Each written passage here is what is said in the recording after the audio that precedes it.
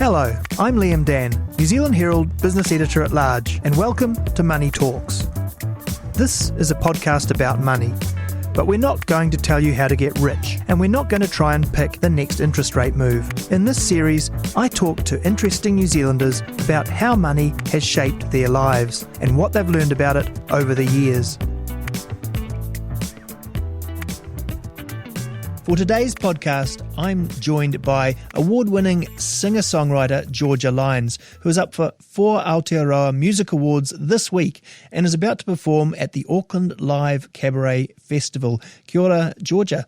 Welcome to Money Talks. Kia ora, thank you so much for having me. Hey, so 4 awards you're up for tonight. Album of the Year for your debut album, The Rose of Jericho, Best Solo Artist, Best Pop Artist, and Single of the Year for The Letter.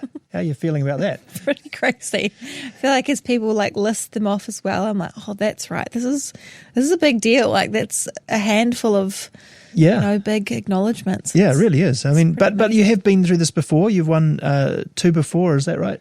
Yeah, Best Pop Artist last year and then Breakthrough the year before. So well, pretty amazing. It's exciting. So how does that, do you feel different about going back to the awards and events like this when you've had that experience?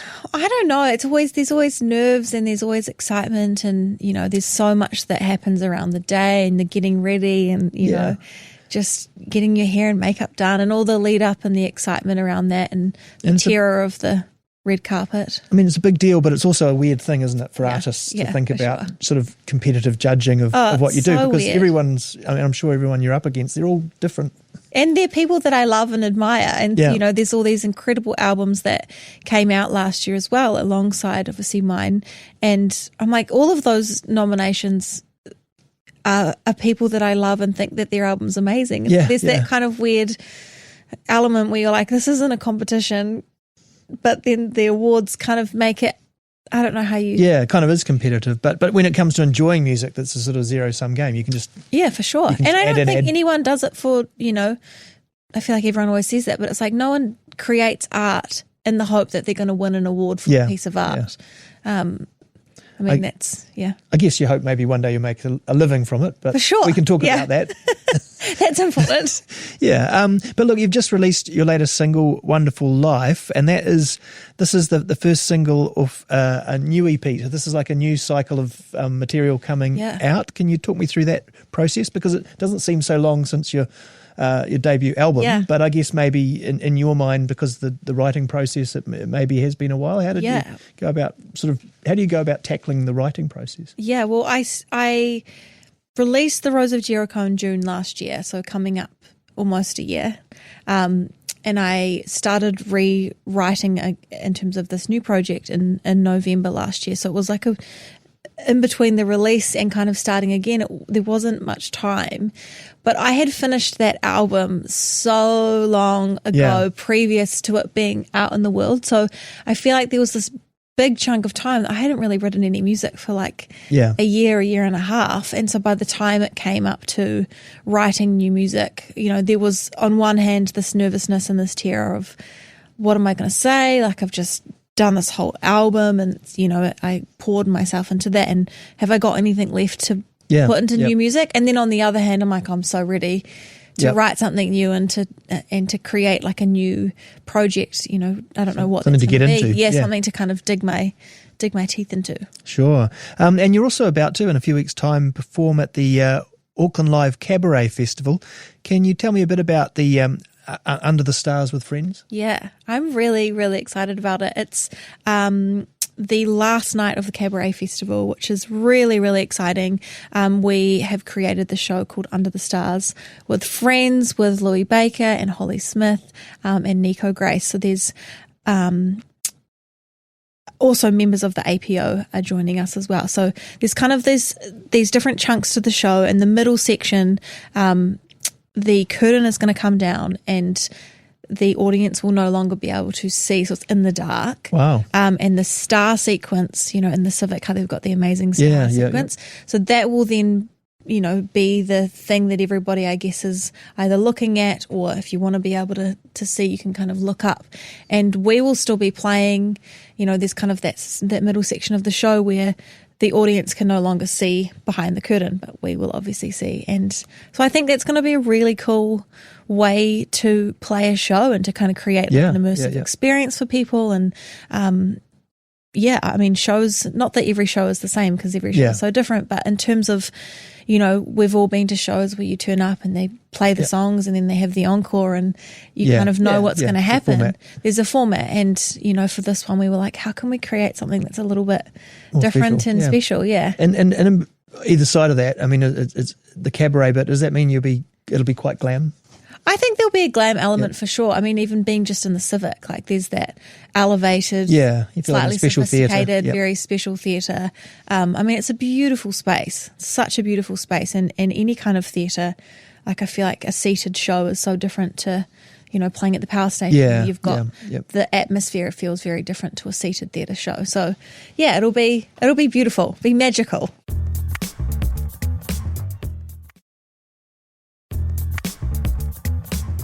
Cool. Well, look, I wanted to get onto some of the money chat. This is Money Talks. So maybe the easiest way to get things started is just what sort of money personality would you say you are? And I'm thinking, saver, spender, indulgent. I go through phases. I love spending money, which is not super great, but I have always been like even as a kid, like I would sell things on the side of the road and, friends of my parents would drop off boxes of avocados and I would, sit out on the street and sell them for $1, $2 and save. Very entrepreneurial. Yep. Always creating some sort of business. I had my first t-shirt business at 12, which we can, dive into, but I loved spending money, but I also loved having money to spend and to kind of save. But I think my journey has been probably within the last few years I've become a little bit more of a saver, learning about investing, learning about kind of all the things I never really understood as a kid, as a teenager. So I love spending money. Yeah. Fair enough. Hey, look, and so you grew up in Tauranga? I did. And so that's avocados, I guess. Yeah. So is that your first memories of money? Were they sort of doing those sort of things? Or what's your first memory of sort of having money in your hands? Yeah, I would get pocket money. So I had jobs to do as a kid, put the rubbish bins out. That's the only specific one I can remember in terms of taking the bins out. But I feel like I had like a little list of things that I needed to do. And I remember so specifically, this might be a very strange reference, but saving up like $20 with my pocket money to buy from the warehouse a Mary-Kate and Ashley watch. Right. Yeah. Which was something that I'd seen and I so badly wanted. And I remember saving up all my money and, going to the warehouse and then seeing that there was a watch that was, $5 cheaper. I was like, well, I can actually get that watch and then have $5 left over to spend on something else. So you weren't so worried about the Mary-Kate. Then I was like, clearly I didn't want the Mary-Kate and Ashley watch as much as I wanted the bag of lollies or something to to go with it. That's interesting. So what era was that? So Mary-Kate and Ashley is like was that like early 2000s? Yeah, I guess. I was born in 96, so I feel like would have had the pocket money era around like 7 or 8. Doing jobs and. So how old were you when you decided you want to make a bit more money and you got into the t-shirt game? The t-shirt game. Well, I mean, like I said, like I loved having little businesses and sell toys on the side of the road. And like we lived at one end of the street where we had a supermarket and my mum would send me to the supermarket with her phone and like you could go down and buy the things that I needed to make biscuits and then sell the biscuits on the side of the road. I was 12 when I actually went to a Brooke Fraser concert in Hamilton. It was my first concert. Significant for me in a few different ways. One, seeing her, and being like, man, she's amazing. I want to, be like that one day. But I had also brought, my parents would have brought for me a T-shirt and not the whole entire time, but it was a big chunk of the show. All I could ask was questions about how come the T-shirt costs that much money. Right, yeah. And, okay, so it cost that much money. How much money do you think it would have been for her to make the T-shirt? Okay, so, and, my little brain was just so intrigued by the possibility of being able to create something that people might buy. Yeah. And so by the time I got home, I decided that I was going to create my own t-shirt business. Yeah. And my parents have, had their own business for years, ever since I was a baby. And so, they're kind of talking their kid through all these questions and what is profit and what is margin and all these kind of questions that I had as a kid. And, me being very determined and quite stubborn, like, no, I'm going to make a t-shirt business. And that was that. So that was the beginning of Pleed. Right. That was the name of my Pleed. And Pleed. They printed with something on the front? Yep. They had, I look back on this now and I'm like, man, I must have been an interesting child. I had a friend of my parents who she was in like a wholesale marketing company of some kind, and she had a daughter who was also the same age, and so I brought her on as my business partner. Great. And I was like, well, that's helpful because we can have that connection. And we had a friend of my mum's who was a graphic designer, and I used to pay her in t-shirts to design these sayings and these prints that I was like, my mum makes great paths. Right. Sure. Yeah. My mum doesn't bake, but it was like these things that I thought people would love that on their that people would like. You're stretching my patience with the stretched across the t-shirt. Yeah. So, interesting child I was. Yeah. Did you ever make any money? I did. Yeah. Yeah, I went to the markets and I would sell them on a Saturday and had my $50 Bunnings gazebo and was just at the markets. I mean, it's kind of weird because thinking about I don't know specifically for you, but the modern music business and the way that artists really have to, make a living. Are you in the t-shirt business now? I mean, is merch part of it? I mean, because, merch is part of it. For sure. Yeah. I mean, artists tend to own their own merch, and that's part of the business, isn't it? Yeah, which is just it's funny because I obviously have had this experience as a kid or as a teenager where I was trying to create this business and I learned a lot. But yeah, no, I'm now doing my own merch and do that, part of shows, and it's a very helpful way of, adding extra dollars into shows where shows are expensive to put on, and being an independent artist, that those costs for the entire show come out of my budget or my pay or the budget for the show. So having merch is like a big really part of it. Great part of it. Yeah. At school and things, so I haven't really touched yet on the when music came into your life, but I mean, at school, was there a sort of a thinking about career and money and all that sort of stuff, or was music sort of dominant early on? Music was dominant early on. I remember doing like a school project in year 9 that caused me so much stress. And it was about kind of laying out the steps of your career. And obviously music has no set pathway. Yeah. Even if you did decide to go to uni and study music, there's no guarantee of any specific success. And I remember just being so stressed out about what subjects am I supposed to take that are going to help me, be successful in music. And obviously no one had an answer for me. But yeah, music has always been something that I've loved and I've always wanted to pursue. But yeah, in terms of like the practicality of trying to choose a career that A, you love, and B, you can pay your bills with. Yeah. There was kind of no doubt in my mind that I was like, I just have to figure out how to make this work. I have to figure it out. And if I have to work other jobs on the side while I get this kind of moving, then that's what I have to do. But, I never, I guess, considered swapping music for something else that might make more sense financially. Sure. Did your parents worry about that side of it? I mean, they weren't the sort of parents that said, no, you've got to go and be an accountant? Or? No, I mean, both my parents are really creative, and, I feel like for them, they were just like, we'll support you with whatever you decide to do, which I know for so many people, that's not the reality within their family support network. So, they were like, well, we're with you, whatever you do. So you were performing from high school age.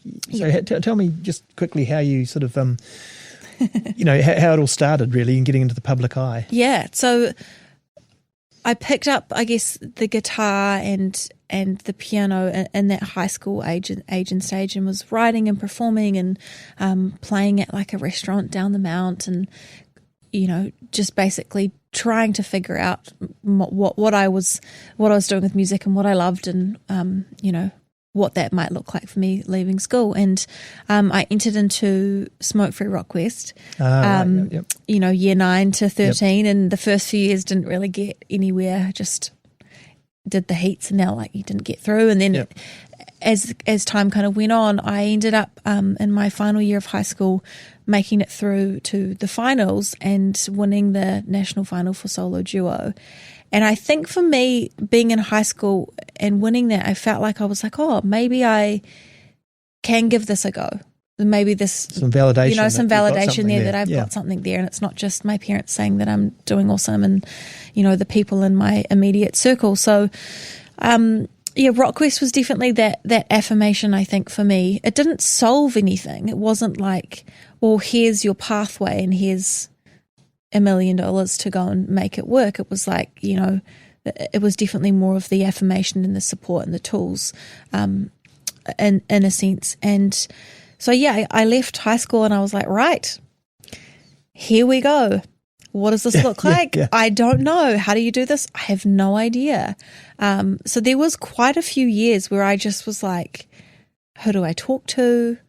How do I begin? How do I release music? Are these songs any good? I really struggled with that people pleasing, fear of failure, all of that tied together, where I didn't want to release something and then it not be successful, that I ended up not releasing anything for a really long time. So I had a lot. Performing live? Yeah, I was performing live. I was, playing the odd gig, but at the same time, I was still trying to figure out what does this even look like? I nannied overseas for a couple of months. I was working for my mum. I just was kind of doing all these different things, trying to figure out, how do I do this music thing? Yeah, and where did the help come from, if there was any? Yeah, well, there was two things. I remember so vividly. I was living in the Mount, and I had written all these songs, and people kept being like, when are you releasing songs? And, I just couldn't answer that question. And I remember thinking, I'm forever talking about doing music. Yeah. I'm forever saying that I'm releasing music and that this is what I want to do, and I'm not actually doing anything with it, or I'm playing the odd show, or I'm playing, trying to get festivals or trying to get funding, and just not really having any luck. And so I did a Kickstarter campaign. Right, yeah. And had put it out there and was like, I'm going to do an EP. Yep. I'm going to record it in Houston. I'd made some connections over there when I was nannying, and I was like, I've got this producer. This is what I'm going to do. And I ended up getting the whole campaign crowdfunded. Wow, that's great. Which was amazing. Yeah. Because, So how much was that? You have to raise quite a lot of money? That was $20,000. Yep. And I remember being like, that's so much money. How am I going to get $20,000? Like, I've got to have my flights and paying for the producer fees and all of this kind of stuff, and got it crowdfunded, which meant that I had to do it. Yeah. Once you've committed, I was like, publicly. all of these people have backed me, and now I have to follow through. Yeah. So that was a really significant time for me, and moment where I, went over to Houston. I started recording this project, and about 2 or 3 days in, I had this realization that I was like, I'm not proud of what I'm doing. Right. And all of these people have financially backed me because they believe in me and want to see me do well. I have to be proud of what I'm doing. Like, these songs represent 5, 6, 7 years ago, the writer and the artist that I was. So I decided to start the whole project again while I was there in the studio. Wow. Which was a really big, scary decision. But I was like, you know what? I have to come home. You have to back yourself. I have to back myself. And I am isolated. Like, I don't have any kind of people here to say, you're doing the right thing. I just had to go, you know what? You've got everything you need to make a good decision. Like, go ahead. You should do it. So that's what I did. And that was my very first EP that ended up coming out while COVID eventuated. Yeah. So you couldn't tour, couldn't tour. So all of this learning that I had done and all of this inner work that I had, been working so hard to figure out how do I even do this. I ended up getting some funding from NZ On Air for one of the songs, and I could do a video, and I ended up working with Mikey, my manager, at that point. So the EP attracted a bit of attention in the industry. Yeah, and I actually met Mikey through RockQuest, and he was really keen to start helping manage me out of that. But I was just terrified of getting it wrong and was like, I just don't want to sign on to the wrong person and da-da-da. But I read, there's a piece in the Herald I read that you have ended up, or you're signing with Coldplay's agent, is that right? Yes. So how do you get from there to there? I know. And within the space of probably five or so years. But, I released this EP in COVID, and we carried on when a lot of people had to kind of stop and slow down. We were trying to work out, okay, well, this changes everything. The moment that we stop, it's going to be really hard to regain any momentum. Yeah. So we carried on. I was writing, we were making videos. It was like I released so much music in that portion of time. Outside of this EP, it was like any kind of gap I had, I was doing, stuff in the studio, or I was doing Zooms and sending stuff backwards and forwards. And a big chunk of my music that I'd released prior to the album was stuff that I had done within COVID. And coming out of that, we had been accepted into South by Southwest, which is that gigantic. Yeah, that's amazing. What do you call the sort of an industry festival? Yeah, isn't it? It is. It's a showcase. Yeah. So I flew over with my band. Yep. Austin, Texas. Is that right? Texas, and we took over band, sound guy, and Mikey, my manager, and flew over there for 4 days. We played 7 shows, and with no guarantee of any outcome. You're like, well, we have to be there. We've got to kind of throw ourselves into the fire in order to hundreds of artists there, right? Hundreds. Yeah. And there is so many shows all playing at the same time. And Larry, he wasn't actually at South by Southwest, but he had sent one of his agents along to one of our shows, which we obviously had no idea about. And they loved the show and was reporting back to Larry. And, we get home back to New Zealand and we're like, well, that was good. Got a bunch of business cards, but don't know what that means. And then get this email from Larry to say, hey, really, heard some really great things. I really love what you guys do. I've been following you on Instagram and would love to work with you. Wow. So Larry is the guy who... Larry's the agent. Yeah. So he's the booking agent for so many amazing artists. Coldplay, Sarah Bareilles, now me. Yeah. It's pretty cool. How big was social media in it too? Because, in terms of promoting and marketing music now, in the old days it was word of mouth and magazines and things. But were you, particularly during COVID, were you able to sort of get a following together on Instagram and stuff? Yeah. Social media has changed a lot, and the purpose of creating kind of your online presence has definitely become way more important than it was 10 years ago. Like you say, in magazines or billboards and kind of these different mediums that were the only way to get your music out there have now become another thing, as well as social media being a big part of that.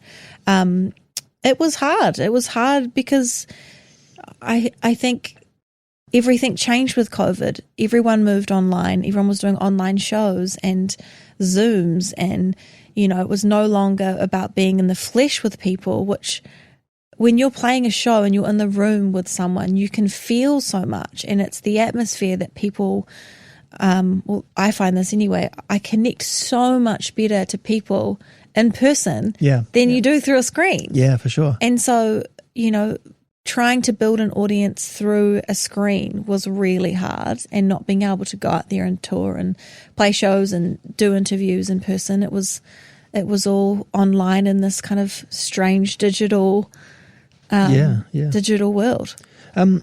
Obviously, you're quite, you're talking about entrepreneurial activities when you're younger and that sort of thing. I mean, how do you balance the artistic and the professional side? So I read another interview. I read, that for the Rose of Jericho, you really had to dig deep. There's a lot of emotional experiences you were drawing on. Is that a tricky thing when you sort of having to dig into your personal life and that's fueling your art and then you put it out there? I mean, how do you balance the process? So hard, so tricky, so complicated. I'm sure I don't know if you journal, but it's like if you write things down that you don't want anybody to read and then all of a sudden you go, well, I'm going to put this into a song and give it to the world. And all of a sudden, here it is for you to make opinions about and comments about. And it's raw and hard and all the people who know you are thinking, is that one about me? I have felt so deeply that with music, I want to be honest and I want to be vulnerable. I think there's a balance. There's a balance of finding a boundary between, being willing to share, these songs, but then I might not necessarily talk about it, or I might give a glimpse of what something's about or a theme of what something's about, but actually I'm going to keep the rest of that for my own processing or my own world, because I don't need to let everybody into every element of of my life. But it's hard balancing I think the reality of making vulnerable art, because like you say, it is about my life and I've chosen to write music about that. I can easily write about other things or approach music in a different way, but that's what I've chosen. Well, it's a way that, especially for singer-songwriters, that really connects with an audience. Yeah, for sure. And that's the amazing thing that you can see, and I've seen it, people from all walks of life have connected to these songs. And, I've seen it through emails, have been found their way into my inbox. And I'm like, you have no idea that is what the song's about, because I've never talked about it. But the way in which this is connected to you has obviously moved you. Yeah. And it makes it worth it. Yeah, absolutely. But then the process itself in terms of writing and the visual side and the meaning and the intention, I love all of that creative side. That's a fun element for sure, but it's definitely about finding a boundary. Yeah. I mean, can bring it back to the money side a bit, normally we'd probably ask this at the start of the episode, but, how is the industry right now? I mean, it's a lot. We hear a lot about the struggles with, the technology and all that sort of stuff, making it harder to make a living as a musician, arts generally probably. How are you finding it? It's tough. Yeah, it is tough. I mean, we're making things out of nothing that didn't exist before, and art is so important. It plays such an important role in our everyday life. We rely on it to feel things. I think life without art would be so boring and dull and flat. But the reality of it is hard. Like, music is my full-time job, which I'm very, very lucky to be able to do and to have. I work really hard. Like, I hustle all the time.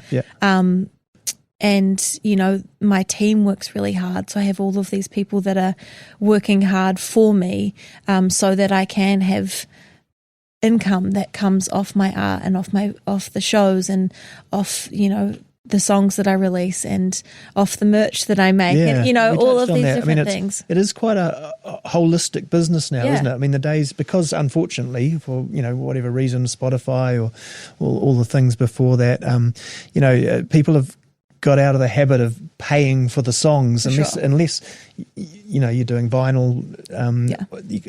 Then it's a lot about live music. It's a lot about like merch and all that sort of stuff. I mean, do you enjoy that business side of it?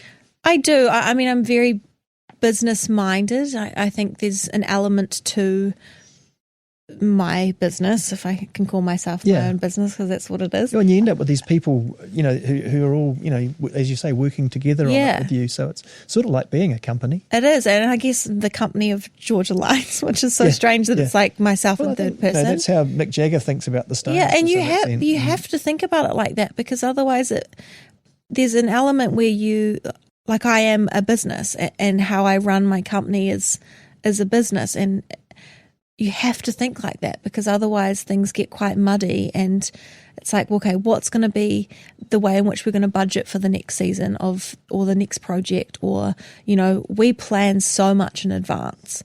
So, my whole entire project is already done. Yeah. We're just rolling that out. So this is the EP. So you've pretty much got that all written. It's all done. Yep. All of the visuals, yep. Everything. We plan so much so that the rollout can just kind of happen, and we're already looking at next year and what does next year look like. And so there's a lot of like planning and budgeting and forecasting and hard conversations and readjusting, and okay, we've got income for the next 6 months here. What are we going to do differently that might change for the following year? Or but it's hard. Every business is having to figure out, how do we keep our business going? And are you quite hands-on with that, or do you have people helping you in terms of the real hard industry stuff, like we can sell tickets here, we're not sure about here, where you go and where you perform? I'm definitely, I love having my hands in all the pies. Yeah. I'm definitely aware of all of the things. There's some things that I go, actually I don't have capacity for that, because I'm only one person and I have all of these amazing people on my team that can carry things a lot better than I can. And, I'm at a point where I don't have to know every single step of the detail. I can just know the end result. Or, hey, we're just letting you know this is what we're trying to achieve. Are you happy if we go ahead and do that for you? So,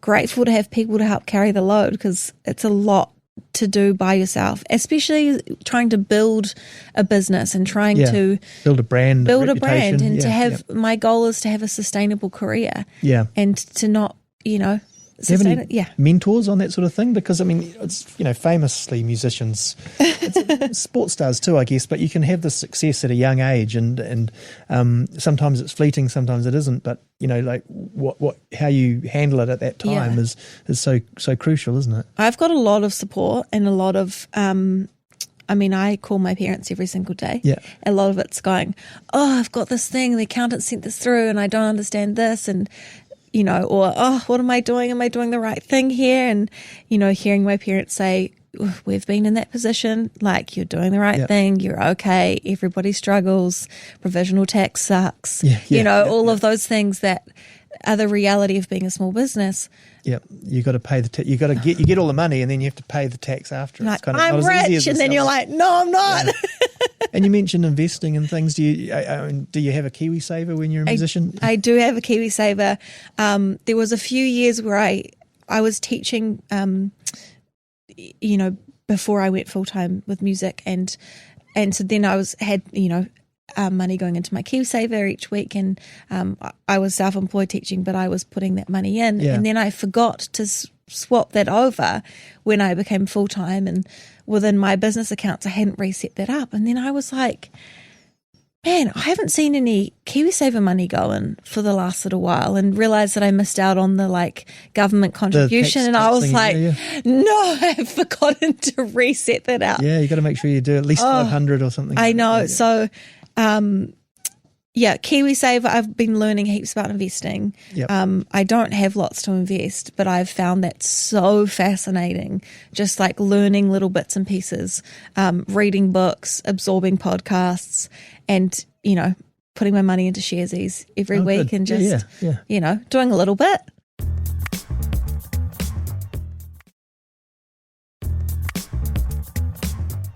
Well, I might get into some of our quick fire questions. Uh-oh. Yeah. They're not that different from some of the other questions, but what's the poorest you've ever been? Oh, the poorest I've ever been when I've had to borrow money off my parents to pay my rent. Yeah. Was that early days starting out when you left home? No, I feel like it's more days where I've had to pay massive bills with my business, and then being cash flow being such a tricky thing to navigate in a creative industry, and being like, oh, I've had these unexpected bills that I hadn't been budgeting for. Yep. And having to be like, Mum. Well, to be honest, I would never ask. Yeah. It would be like my mum and dad being like, hey, can we just help you for the next few weeks, and so that you can get that. Get through it. Get through that. Yeah. So poorest I've ever been. Yeah. Having to ask for help. Yeah. Flip side, if you've just been paid for something or whatever, but what's the most indulgent purchase you ever made? Most indulgent purchase. Oh, I know, my keyboard. Oh yeah. Is it? I mean, that's a practical business one. thing. Yeah, you could but definitely tax expense that. I mean, and it was. But I mean, a Nord, I don't know if you've seen those classic, the red keyboards that often bands use. Yeah. Those are a lot of money. Yeah. $7,500 for one of those keyboards. Like, that's a big purchase for one day at the music store. Yeah. But fun to play? Real fun to play. So is it fun is it like electric organ, do all that sort of stuff? You can do anything. You can do a lot of things on that one keyboard. Yeah. Cool. Do you buy lotto tickets? Do you imagine winning lotto? And if so, how much do you imagine winning? Do I buy lotto tickets? No. My parents would often sporadically buy them as a kid, and I remember them winning $700 once, and I was with my mum at the post office when she had put the got the thing in, and I remember just being like, "Oh, we've won!" So excited. What was the second half of? Do you imagine? Do you even if you don't buy them, do you still imagine? Oh yeah, all the time. Yeah, so you're imagining for free. Oh yeah, I'm like, imagine if this money turned up on my doorstep. Could pay that. Yeah. Do you have an amount you imagine winning? Some people don't want to win too much at lotto. You see, I know, their life upside. And then you hear all those stories where people go and spend it on all this stuff, and then they end up in a bit of a kerfuffle. Yeah. So I feel like I don't know what I would do with it. I'd want to make wise decisions. Yeah. Like, what investments could I put it in so that my $1 million could end up a lot more? But I'm learning. Yeah. Well, on that a bit, what's the best financial advice you've ever received? It's never too late to start investing. Yeah, that's good. Yeah. Is that from your parents or from? I think that's been from. I mean, it's been a lot more of a conversation the last few years around investing and women learning to manage their money and become knowledgeable with investments. I read a book called Girls That Invest.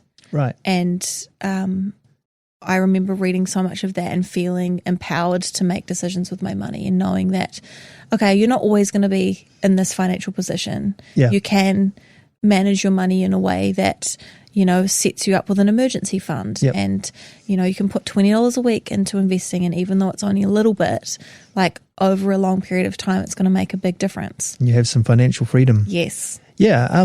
No, great. If you could go back in time, what's one thing you'd change about your career or your money habits? I would have started investing a lot earlier. Yeah. Way earlier. Yeah. So just avocado money, t-shirt money. Just avocado, t-shirt money, Mary Kate and Ashley left over $5 from the watch. I think learning the value of what I could do with that. Earlier, learning that investing isn't terrifying, that it's actually achievable and a really awesome thing to do. Would have loved to have learnt that earlier. Yeah. I'm guessing you do, but do you set goals for yourself? Because obviously, you've got some real targets on the music output. Yeah, I do. I'm a big believer in writing things down. Yep. I journal all the time, but often at the beginning of each year, I will reflect on the year that's been and then try and create some sort of goal, or multiple goals for different areas of my life. Big goal setter. Yeah. And on the money side, would you say making money is important to you, or is it more of a byproduct of the success of what you're doing?